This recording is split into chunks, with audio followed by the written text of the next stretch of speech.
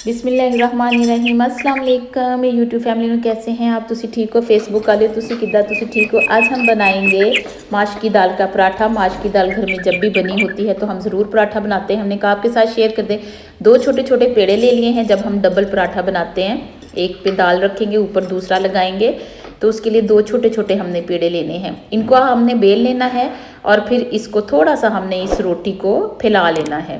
आप बेलन की मदद से फैला लें, हाथ से फैला लें, एज यू लाइक, जैसे आप लोगों का दिल करता है वैसे। इस तरह आप लोगों ने इस रोटी को बेल लेना है। फिर इसके ऊपर कल की दाल बनाई हुई थी शाम में, तो ये सुबह को हम उठे, मौसम बहुत अच्छा था, हमने कहा चलो पराठे का नाश्ता करते हैं। तो हमने फिर माश की दाल का पराठा बनाने का सोचा।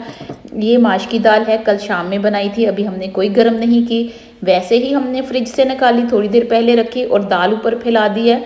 फिर इसके ऊपर दूसरी रोटी बेली हुई सेम, वो उसके ऊपर फैला के साइडों से हमने इस तरह इसको बंद कर दिया है।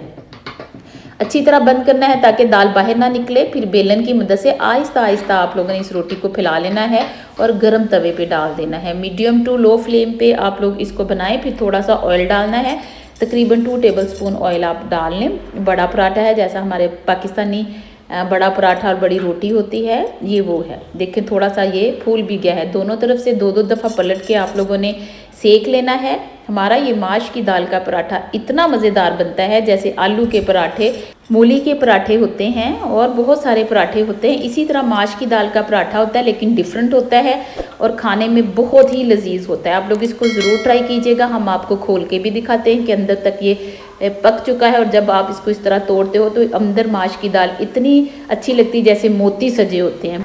ज़रूर ट्राई कीजिएगा। Thanks for watching.